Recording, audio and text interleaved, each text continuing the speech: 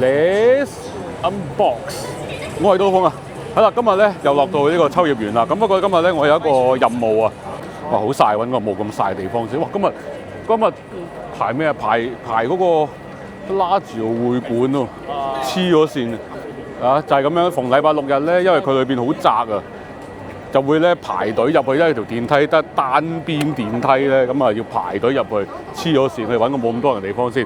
係啦，話說咧，我就收到情報咧，就話咧喺個秋葉原咧某一間嘅一啲拉打嘅二手鋪頭裏邊咧，就出現咗一個 Rainbow 製作啊，即係我上次同大家開嗰個東映 Hero LED 限定嘅腰帶，即係啲道具級腰帶，有收到線冇人同我講咧，我喺度揾到一條舊1號嘅腰帶。舊1號係非常之珍貴嘅，即係新1號咧都可以喺網上面買到，雖然就貴少少啦，咁但係咧舊1號咧真係好難見到有喎，即係可能當時買嘅人都唔係咁多咧。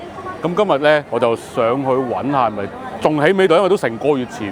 咁不過相信咧都冇人買，因為條腰帶咧聽聞嗰個定價都好似要成9萬幾 yen 啊，即係4000幾蚊港紙，咁可能都未喐嘅。咁我上去望下睇有冇先，希望有啦。好嗱，咁啊今日咧就禮拜6啦，所以就超級多人啊。咁嗰間嘢咧，其實我都知好耐嘅，叫咩無面超人研究所定專門店啊。咁一間專賣二手拉打玩具嘅鋪頭，喺啲窿窿罅罅裏邊嘅。咁啊，成4000蚊港紙，4000幾、4500蚊港紙腰帶咯。我諗應該就唔會有人同我爭啩，暫時呢一刻啊。好，就係呢一個橫街窄巷啊，有冇咧？哇，好多人啊！嗱，呢條街咧就有少少似深水埗鴨寮街咁樣，專賣啲二手電器、電線啊、電話嗰啲咁樣嘢，就好多阿叔喺度嘅。啊，就有賣卡啦，啲人排到喺度買卡。哦，見到啦！近尾咧就專門店。哇！我都要排呢度，係8樓嘅，我都要排呢度。呢度啲人就應該排卡嘅，咁不過得一部電梯咧，咁我都係要排隊啊。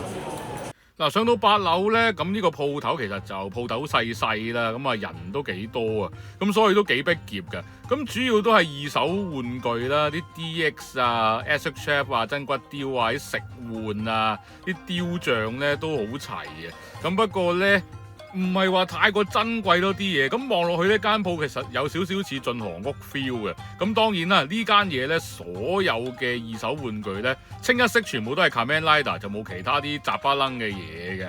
亦都有少量嗰啲限定商品係跟 DVD 啊、跟 CD 嗰啲限定嘢啦。咁呢間鋪頭呢，都幾多啲特攝明星簽名嘅喎嚇。喺鋪頭嘅中間亦都有2部 Gamba Legend 嘅機喺度啦，咁啊俾啲拉打迷就喺度交流啦。亦都有啊，真骨雕啊 SHF 呢啲係必須有噶啦。嗱，不過咧，今次我哋目的咧就係為咗條舊1號腰帶，仲有冇咧？係有嘅，仲喺度啊！新1號、舊1號腰帶都齊晒啊！不過價錢咧，喂，唔係9萬幾 yen 喎，係10萬 yen 個老友5000幾蚊喎。因為由於咧，我同阿鴨哥兩個就諗住夾錢買嘅，咁啊經過一輪咧，越洋同阿鴨哥兩個商量溝通之後咧，決定都係博取啊！哇！俾錢嗰陣時候咧都有少少手震啊！嗱，咁啊腰帶咧就10萬 yen 嘅，咁啊連埋個膠袋咧10萬零10 yen， 咁冇退稅，並不是退稅店啊，咁所以都除翻港紙要成5000幾啊，5000幾蚊啊！哇，勁啊！不過係值得嘅，好堅啊，真係好靚，我都望咗佢。我喺個櫃嗰度咧望住佢都呆咗，諗咗好一陣咁，但係算啦，買啦！呢啲真係可一不可再，買一條少一條。嗱咁啊，因為咧佢幫我包好晒啲 bubble 紙啊，防撞啊嘛，拎翻香港包好晒，咁我就唔拆住。咁我咧翻到香港啊，翻到我哋嘅公司再同大家把玩，攞翻條新1號嘅腰帶比拼下。咁我哋嘅畫風一轉，我哋翻公司先。嗱，翻到嚟公司啦，咁啊成功咧，咁啊將呢條腰帶咧就完好無缺由日本翻到嚟香港啊！嗱，咁啊呢一張咧就好緊要啊，就係呢個認證書啦。如果冇張認證書嘅話咧，都有啲大鑊嘅。不過應該我相信條腰帶本身自己都有啲可以認證到係即係 Rainbow 整嘅。係啦，東映 Hero LED Rainbow 株式會社咁啊，雙方面確定咧呢條舊1號腰帶嘅確認書啊。嗱，不過呢一條咧已經係 Type 2，即係仲有一條 Type 1嘅。咁大鑊，我得閒上網睇下個 Type 1係咩樣先啊！如果揾到鋪翻呢度俾大家睇啊！不過唔緊要咯，Type 1、Type 2都係非常之有價值㗎啦，呢啲就買一條少一條啊。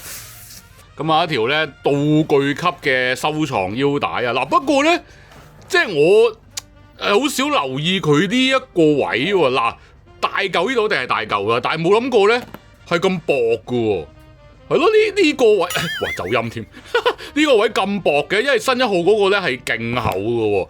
咁另外個風車個風車亦都係非常之大塊。而家見到風車上邊好多一粒粒嗰啲嘢啊，就係我所講嗰啲咧人手批檔嗰啲嘅好粗糙嘅面啊。即係如果你用機印大量生產嘅話咧，就好平滑好靚嘅。咁呢個就係即係大量生產同埋呢啲嘅道具嘅分別啦。就算喺銀色呢個位咧，都係好多一粒粒或者係有啲凹凸不平咁樣。咁呢啲就係見到人手做嗰個魅力喺度啦。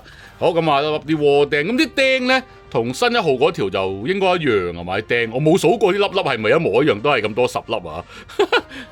好，咁側邊有個掣啦，嗱個掣又唔同啦，個掣同新1號唔同嘅，嗱呢度有 on 同 off。咁啊呢個都係呢個自動導航啊，即係叫呢個旋風號嚟嗰陣時候拍嘅掣啦嚇。咁另外呢個就咁啊將個拉打力量咧校到最大160最大棍啊，即係爆計啊！咁呢啲都整得好有真實感噶啦，個掣咧都有啲開電掣嗰啲 feel。我哋 off 翻先。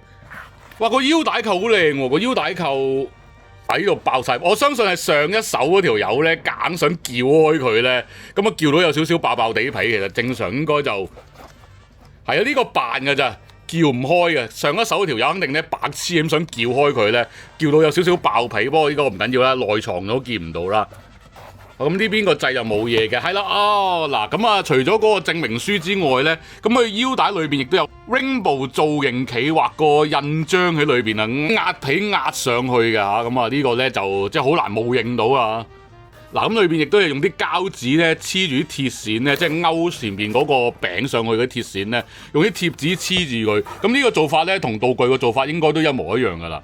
嗱，咁啊望落去咧，似乎就好似一樣啦。咁但係其實望落咧，好多嘅細緻位咧都非常之唔同嘅。即係譬如話呢一個圈咧，咁兩個圈係完全個大細又唔同啦。同埋咧，連個風車葉咧都好唔同嘅喎嚇，個顏色又唔同啦。同埋咧嗰個大細形狀咧，嗰兩塊葉咧都好唔同嘅。咁仲有一樣嘢好神奇嘅，就係啱啱講緊咧，即係91號原來咧佢呢個腰帶中間呢塊嘢咧係咁薄ít ít嘅，平時睇戲咧唔覺嘅。咁但係咧，你睇下新1號呢一個咧係勁厚啊！你睇下超厚切同薄切嘅分別喎，即係如果唔係攞上手咧，我都係到而家先知原來嗰個 size 咧個厚薄係爭咁遠嘅。咁同埋側邊兩個掣咧，亦都係完全唔同啦。即係呢個會再古早味，即係勁似以前舊啲機器嘅收音機嗰啲咁樣嘅掣啦。咁啊兩個掣亦都係完全唔同嘅。咁另外腰帶扣都係啦。咁啊呢個就好傳統嗰啲咧吉窿嗰啲。咁呢個咧就有少少似嗰啲背囊或者行李帶嗰啲要扯嗰啲，跟住有塊鐵片咁樣嗰啲。仲有粒的都唔同嘅喎，嗱新1號粒的就爆花嘅，呢個咧圓餅，呢個圓餅咧就反而似2號嗰個圓餅喎。係咁啊，同大家咧就成功咧就運送咗呢條咁珍貴嘅91號嘅道具腰帶翻香港啦。哇，運輸途中我都好驚啊，好驚整爛整花，大佬話晒即係都係好珍貴嘅腰帶啦。喂，仲有一樣嘢喎 ，sorry 已經漏咗喎。上次咧去拉打展睇91號條腰帶咧係冇呢塊嘅膠片嘅喎，咁因為咧我就當時拍片解釋就話咧，可能佢要即係吸收啲風能啊，咁你塊膠片咧吸收唔到風能啊嘛。咁反而今次 Rainbow 做呢條咧就真係有翻塊膠片喎，都呢個都幾得意呢個位。咁有塊膠片又點樣吸收風能變身咧？呢個幾好笑。咁同埋你見到裏邊都有啲窿窿嘅，啲窿窿咧都就係吸收風能用嘅位置啦。咁好多啲細位都幾得意嘅。上網睇翻資料咧，咁原來 Type 1咧真係冇塊膠片嘅，咁你 Type 1咧就應該係真係91號用嘅，而我哋手上呢條 Type 2咧，相信就係英道1號時期嗰陣時用嘅。咁啊一來咧多塊膠片啦，二來咧塊風車亦都變咗做橙色嘅。係啦，咁啊總算成功啊，不負所託咁啊運咗條腰帶翻嚟，咁亦都再次感謝嗰位咧話俾阿都聽，喂。啊，秋葉原嗰度有條咁嘅腰帶喎，冇人買喎，你快啲買啦咁樣。咁啊10萬 yen 有少少貴，不過就識嘢嘅朋友都知道咧，就呢個價值就超越咗呢個10萬 yen 嘅。嗱，咁我再日本咧都會密切留意嘅，一耐唔時都會見到嘅。因為我以前去旅行都見過好幾條嘅，即係譬如 Robot Rider 啊、Black 啊、V3 啊、亞馬遜 X 嗰啲我都見過嘅。不過就當時就未知啲嘢嗰個珍貴程度啦，就覺得哇幾千蚊好貴喎，師兄。咁啊而家覺得喂幾千蚊都抵俾啦，即係可遇不可求。見到第一次未必見到第二次啊，咁所以而家我日本見到若果我可以俾到呢。咁啊，當然話幾十萬啊、幾萬蚊一條就可能就難啲啦。咁你幾千蚊嘅話，應該我都會博取噶啦。咁希望下次去旅行咧，都可以見到呢啲咁珍貴嘅道具級腰帶，咁我都會再買。咁到時再拍片俾大家睇啦。好，今集暫時玩住咁多先。中意條影片記得俾個 like 同埋 share 俾朋友睇，同埋記得訂閱 YouTube channel 同 Instagram。我哋下集再見，拜拜。